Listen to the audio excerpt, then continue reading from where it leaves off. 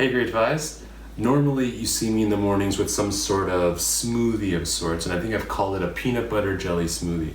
So that's what I'm gonna try and make for you today. It's something that you can make at home too. It's a pretty simple recipe. You only need a few key ingredients. One would be peanut butter, the berries, the yogurt, and milk.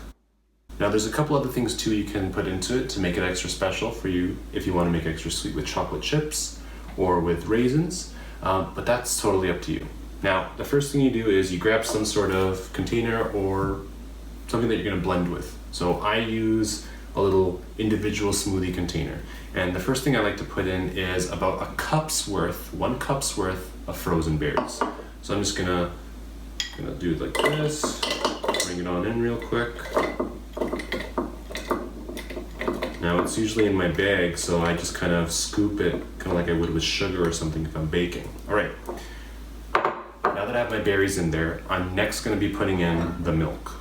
Okay, so just pour in about, if I look at the measurement, it says 2/3 of a cup or 2/3, okay? Let's pour that in there nice.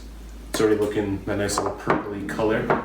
Now, this I would probably say is more of a heterogeneous mixture because I can already see the berries in there. But now I'm gonna be mixing in, putting in some of the yogurts. Okay, I just use a regular yogurt cup. That's about 2 tablespoons worth of yogurt. And then 1 heaping spoon of peanut butter. Now, when I bring my smoothie into school, I don't use regular peanut butter. I use kind of like a no-nut butter of sorts. If you're allergic to peanut butter, that would be a good substitute as well. But since I'm out of peanut butter or regular non-peanutty peanut butter, I just use regular peanut butter now at home.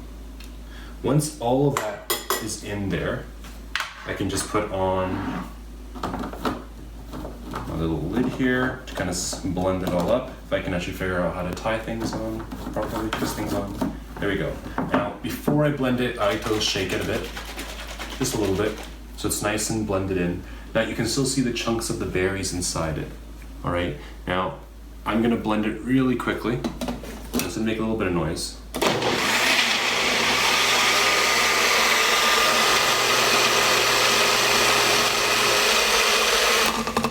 Now, as I blended it, it became less and less of a heterogeneous mixture and more of a homogeneous mixture because it all looks like one solution. Now I'm just take a quick little taste. It's a lot of peanut butter, but I think I want to make it a little sweeter. So I'm just gonna use just a few little chocolate chips in there, maybe some raisins, and then blend that up again.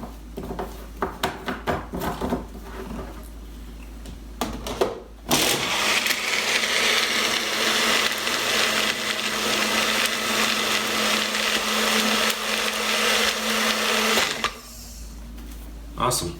And that is how you get your peanut butter jelly smoothie. Now, I know when I first talked about sharing this recipe with you guys, I explained that it's a whole bunch of things that make it taste like a peanut butter jelly sandwich. But what I'm actually going to be doing today is also making a peanut butter jelly smoothie with a peanut butter jelly sandwich. So I got my blender here. I'm going to drop that sandwich into there. Okay, I'm gonna put milk in there now. It's a lot of good lactose-free milk. Maybe I'll just kind of squish it in. I'll put up another one, just a little bit.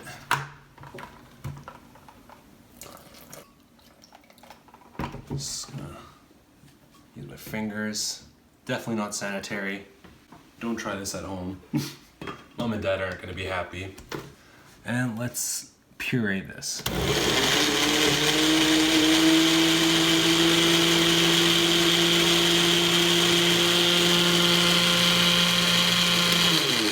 All right, this is an authentic peanut butter and jelly smoothie. It smells disgusting. It smells like bread.